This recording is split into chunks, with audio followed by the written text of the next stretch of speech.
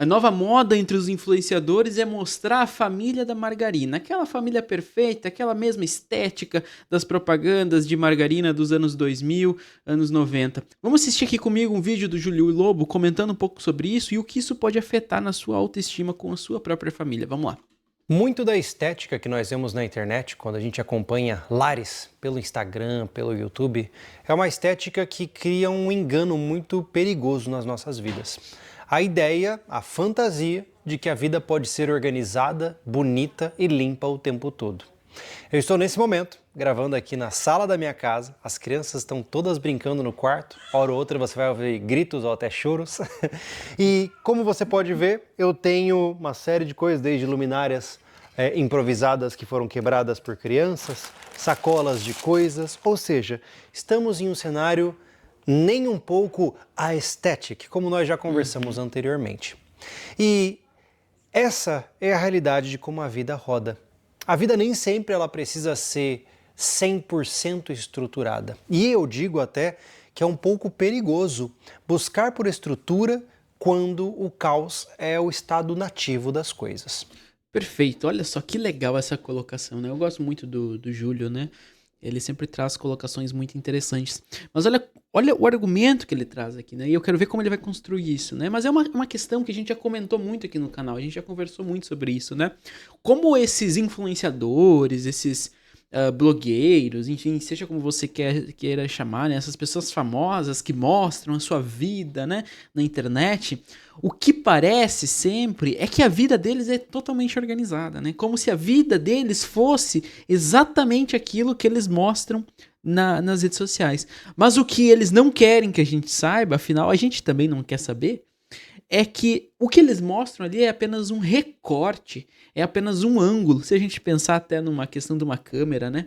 É apenas um ângulo da vida deles. É apenas uma maneira como a vida deles se organiza. Mas eu acho que é impossível que a vida de todos esses influenciadores, de família, influenciadores de casal, influenciadores de mulheres, de homens e de pais, que a vida deles seja tão perfeita quanto eles mostram, né? Até porque, como o Júlio falou, a vida ela é feita então dessas interrupções, ela é feita então dessas quebras, ela é feita desse caos, né? Um caos organizado, mas é um caos, né? Um caos que funciona às vezes não funciona, mas é um caos. E esse caos a gente não pode retirar da vida, porque eu acho que é inerente a ela, né? Vamos voltar aqui pro vídeo então. Vamos conversar um pouco sobre isso com calma, né? Se você não me conhece, eu sou o Júlio, sou psicólogo e neste canal a gente fala muito sobre comportamento humano e também sobre todas essas coisas da vida. Se você quiser conhecer um pouco do meu trabalho, recentemente eu lancei meu segundo livro, o link está aqui na descrição, tanto para a versão física como a versão digital, e você pode até mesmo adquirir as aulas extras que estão aqui. O que é isso? Veja. Bom, deixa eu me apresentar então, já que se você não me conhece, está chegando aqui a primeira vez, meu nome é Lucas Roden, eu sou psicólogo clínico e eu estou numa meta de chegar aos meus primeiros 1000 inscritos aqui no canal. Atualmente estou com 250 e tantos inscritos no momento da gravação desse vídeo. E se você puder me ajudar se inscrevendo nesse canal a alcançar essa minha primeira meta, eu agradeceria muito. Ademais, se você também tiver interesse em conhecer um pouco mais sobre o meu trabalho e as maneiras de entrar em contato comigo, eu deixei na descrição do vídeo o link do meu site, onde você pode acessar e saber um pouquinho mais sobre como funciona a terapia comigo. Vamos lá, vamos continuar aqui com o vídeo. Novamente, né, nós temos uma tendência a gostar de ambientes organizados. Pessoas saudáveis emocionalmente, pessoas funcionais, gostam de ambientes funcionais. Isso é normal, né? Ou seja, você quando está bem, você não quer ver o teu quarto de perna para o ar, cheio de bagunça. Você não quer chegar na tua casa e ver tudo jogado para os lados. Isso é esperado. Já pelo outro lado, pessoas que possuem algumas dificuldades emocionais, que estão passando por algum peso emocional em suas vidas, projetam muito desse seu sofrimento interno no ambiente à sua volta. Tanto que é muito comum você encontrar pessoas deprimidas, depressivas, com transtornos de ansiedade, que estão morando em um lugar que não é dos mais organizados, não é dos mais bonitos e até pode se tornar insalubre. Eu acho que sim, isso é bem importante, né? Eu acho que um pouco de como nós nos sentimos, nós acabamos colocando no ambiente em que nós vivemos, né? Seja ele organizado, desorganizado, né? Mas às vezes até mesmo um ambiente desorganizado existe a sua ordem ali, né? Uma ordem caótica, mas existe uma ordem, né?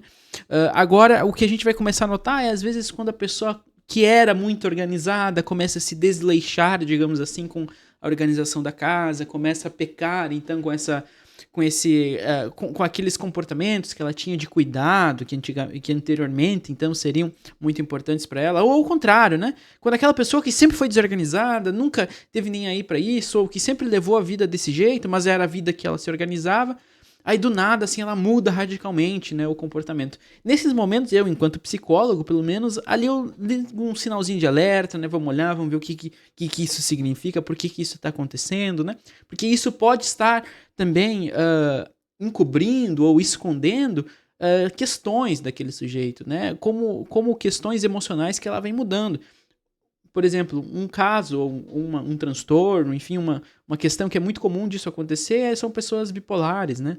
Então, às vezes, ali a pessoa passa de uma mania para um estágio depressivo, ali pode ter essas mudanças, ou de um estado depressivo para uma mania, né? Para uma hipomania. Então, isso pode ter essas mudanças e a gente começa a notar nessas mudanças de comportamentos, né? Às vezes, nessas pequenas mudanças de comportamentos. Mas vamos continuar aqui, então. Então veja, a nossa casa, especialmente o nosso quarto e o ambiente onde nós de fato passamos a nossa vida, ele é uma representação de quem nós somos e do nosso estado mental. Só que existem momentos na nossa jornada onde as condições à nossa volta sobrepõem a nossa própria sensação interna. Então, é isso que eu vejo que acontece quando muitos pais estão passando pelo processo de paternidade e maternidade.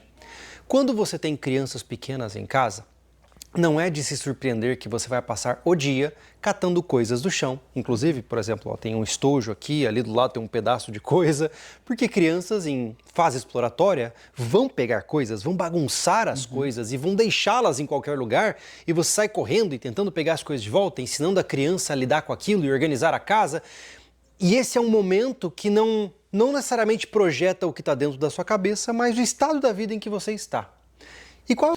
sabe, olha que interessante, esses dias a minha cunhadinha, eu tenho uma cunhada tem 10 anos agora, eu acho, ela passou uma semana aqui na minha casa, enfim, e eu até comentei com a minha namorada, né, olha como é diferente quando ela tá aqui, né, quando tem uma criança em casa.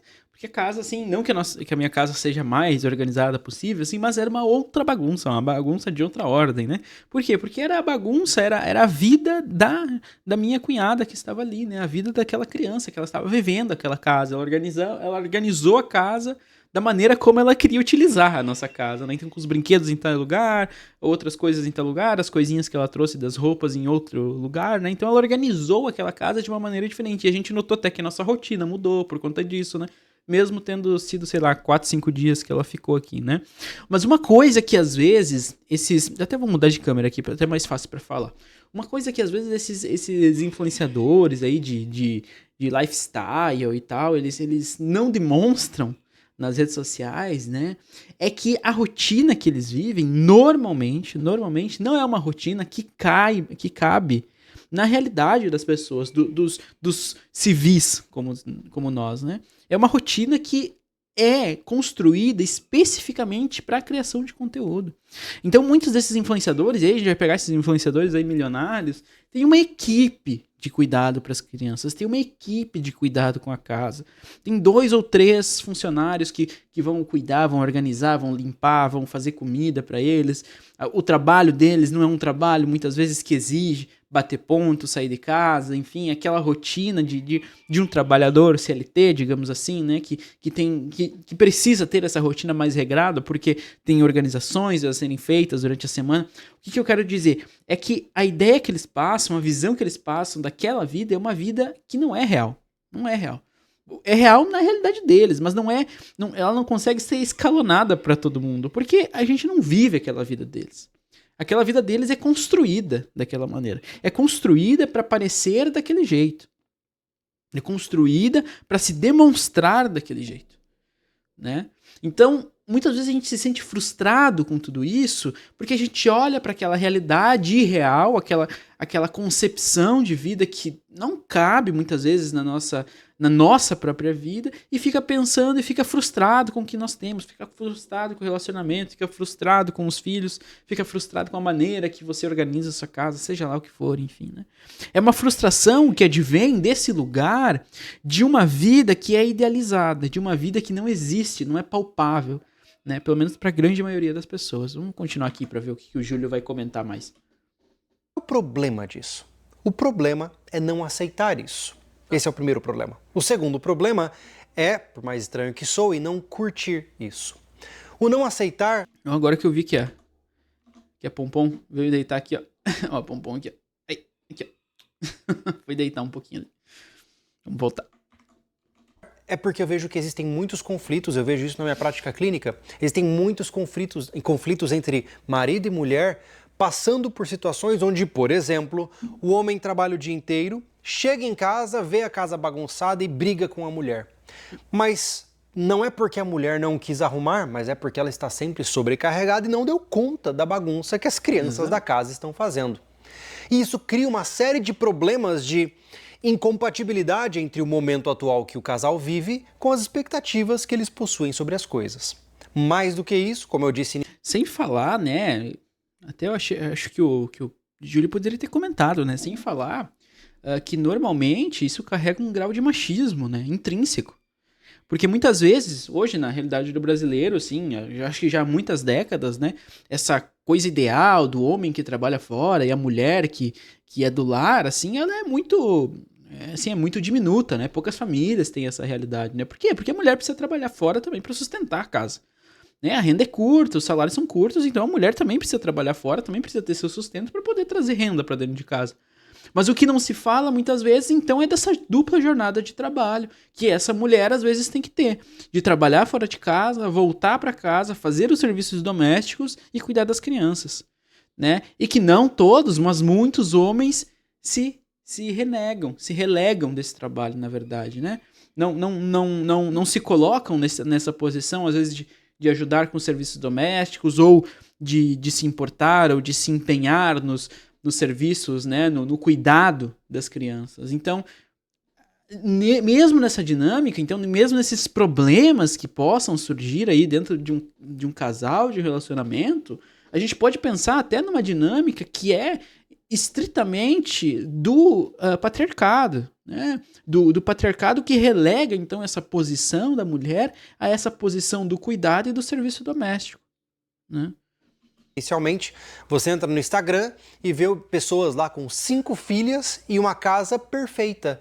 E aí a pergunta que fica é, por que a minha casa está uma bagunça se eu não tenho nem tudo isso de filho?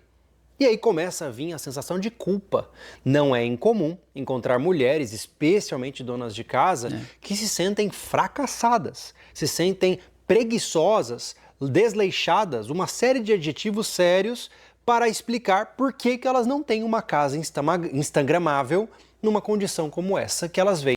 Não, e assim, o serviço doméstico, mesmo as mulheres que são só, entre aspas, donas de casa, né? O serviço doméstico é um serviço que não acaba nunca, né?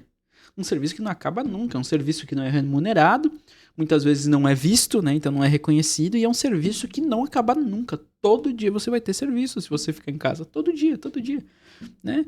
Eu aqui na minha casa, por exemplo, eu e minha namorada, nós dividimos muitas das tarefas, né? Mas nesse momento atual, e já há algum tempo, a minha namorada trabalha mais do que eu, então eu acabo assumindo mais afazeres domésticos. E sendo bem sincero, eu não sou muito do serviço doméstico, então não sou o mais caprichoso de todos, né? Eu faço o básico, assim, né? Eu sei que tem outras coisas que deveriam ser feitas em casa, às vezes que eu vou empurrando com a barriga até o limite, né? Porque eu não gosto do serviço doméstico, mas eu sei que se eu quisesse, eu poderia trabalhar 9 horas por dia no serviço doméstico e mesmo assim teriam coisas para ser feitas. Porque é um serviço que tem todo dia. Fazer comida, lavar louça, arrumar a casa, limpar a casa. Se você tem filhos, então eu não tenho, mas se você tem filhos, então tem toda essa carga, né, do serviço com os filhos, do cuidado com os filhos, né? Então tem lavar roupa, enfim, toda uma organização, toda uma como é que eu vou dizer assim, uma manutenção dessa vida cotidiana, né? Que é jogada muito em cima das mulheres, né? E normalmente é jogada em cima delas mesmo que elas trabalhem fora, né? Então, assim, uma dupla, uma tripla jornada, né? Na internet. Só que, quando a gente vê o cotidiano fora dessa sociedade panóptica, né, onde tudo é documentado, tudo é feito para ser mostrado, nós sabemos que a maior parte das casas é assim, um pouco bagunçada, com pilhas de roupas para serem separadas aqui do lado, brinquedos caídos ali. E isso aí. é importante olhar para isso não como um senso de derrota, mas como uma compreensão do momento em que se está. Isso nos leva ao segundo ponto. Veja, o primeiro ponto é aceitar que esta é a fase da vida em que estou e de que nem tudo dá para ser como eu gostaria e de que viver um pouco no caos durante esse período faz parte do jogo. O segundo, como eu falei anteriormente, é a capacidade de curtir esse processo. E no Instagram há muitos posts nessa linha e eu acho que é bem dentro disso que eu gostaria de falar. Veja, hoje eu tenho crianças gritando, correndo, se esbarrando e brigando e coisas em tudo quanto é lugar. De repente você abre a geladeira e tem um controle remoto. Você chega no teu quarto e tem um pote de comida e só Deus sabe como essas coisas aparecem ali. E a nossa primeira reação é ficar com raiva, né? Falar, pá, mas caramba, trabalho tanto, faço tanta coisa e olha só a bagunça que tá isso aqui. Sim. Mas veja, daqui a pouco, veja, em menos de uma década provavelmente, todas essas crianças que estão gritando e brincando e dando risada e chorando à sua volta, elas vão crescer e elas não estarão mais tão disponíveis para você. Elas vão estar focadas em suas amizades, em seus namoros, em suas carreiras, em suas próprias famílias. E aí você vai ter uma casa muito organizada e muito silenciosa também. E muito solitária também. Então, sabe o que uma coisa que minha mãe diz, desde que eu saí de casa, né, já fazem alguns anos que eu não moro mais com ela, mas ela, muitas vezes ela comenta assim, como a casa deles, né, dos meus pais, ficou silenciosa, né, porque eu sou uma pessoa muito expansiva, assim, eu falo alto, né, eu dou risada e tal, e a minha irmã já é um pouco diferente de mim, né, então ela comenta assim, volta e meia, fala assim, como a casa é silenciosa, depois que eu saí, né? E isso é uma colocação dela, é uma percepção dela muito pertinente, porque é uma nova fase da vida dos meus pais, por exemplo, pensando, né? O filho adulto que saiu de casa, tem uma outra filha, né, que já caminha para a adultez também, né? Mas assim, então aquela fase dos filhos criança, adolescentes está passando, então um novo lugar que essa família, que esse casal, pensando nos meus pais, por exemplo, é um novo lugar que esse casal está ocupando, né? Se aproximando de uma aposentadoria. E aí essa casa começa a tomar novos ares, novas organizações, novas maneiras de se pensar tudo isso, né? A minha mãe comenta muito também sobre a questão da comida, né? Então, assim, da organização, assim, com janta, com almoço e tal, né? Como agora são menos pessoas, se come menos, né? Então, se cozinha menos. Tudo isso, né, que parecem coisas bobas, mas tudo isso interfere muitas vezes em como se organiza aquela família, como é que aquela família se olha, né? Então, pensando assim, se para a pessoa era muito importante, pensar ali para uma mulher, era muito importante a questão do reconhecimento desse trabalho doméstico, né? E como é que a gente reconhece mais o trabalho doméstico? Normalmente é o da alimentação, né? O da comida, que bolo gostoso, que comida gostosa, né? Olha só, a mãe fez uma janta, fez um almoço muito bom, né? Então, se isso era muito importante para ela, quando os filhos saem de casa, né? Bom, então para quem que eu vou cozinhar agora, né? Para quem que eu vou cozinhar? Como é que vai continuar a minha vida a partir de agora, né? Quem que vai reconhecer o meu bolo gostoso? Quem que vai reconhecer um almoço gostoso? Então, e aí, às vezes, dependendo de como a pessoa vai se organizar com isso, ela vai olhar para isso, ela pode dizer, então eu já não vou mais cozinhar. Né? Se não tem ninguém para reconhecer, eu não vou mais cozinhar. Né? Mas o que eu tentaria fazer, por exemplo, com um paciente meu que estivesse passando por isso, com uma paciente minha, era poder trazer isso de outro lugar, né? Então, talvez buscar esse reconhecimento em si próprio, né? Então, não, eu não vou fazer essa comida, não vou fazer esse jantar só porque os outros gostam. Não, eu vou fazer porque eu gosto de fazer um bom jantar para mim. Eu quero fazer esse jantar gostoso, sentar na mesa e comer essa comida e apreciar essa boa comida que eu fiz, apreciar a comida que eu faço. né? Porque como o Júlio vem dizendo, né, são fases da vida. E essas fases, às vezes, trazem desorganizações, digamos assim. Desorganizações de como aquele sistema familiar vai funcionar, né? Como aquele sistema familiar vai se recompor. E também como cada sujeito individualmente vai se enxergar dentro daquela família, né? Entender que este momento, por mais desagradável que seja, precisa ser saboreado no sabor que ele é oferecido é importante. Quando a sua casa está de pernas para o ar, com brinquedos espalhados para todo lado, talvez a interpretação que você deve dar para isso é de que existe vida neste local. Hoje, nós, por alguma razão, ficamos impressionados com ambientes estéreis. Casas que parecem clínicas odontológicas, limpíssimas, organizadíssimas, mas sem vida. Casa sim. Quem acompanhou aí aquela saga da casa da Mayra Card lá e do Thiago Negro, né? O que era aquela casa? Tu olhava para aquela casa e tu não via uma casa, né?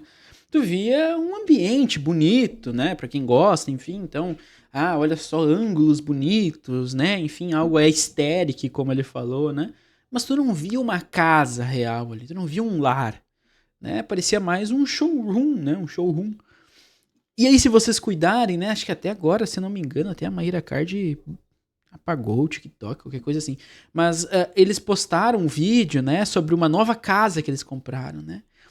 Uma casa no interior, uma casa com cara de casa, com cara de cabana, com madeira, com... Sabe? Acho que talvez eles mesmos notaram isso, né? Ou por pressão social, que eles foram buscar um outro lugar que não trouxesse só aquela limpeza, aquele aesthetic, né? Não, mas também uma visão de vida, uma vida que acontece dentro daquele lar.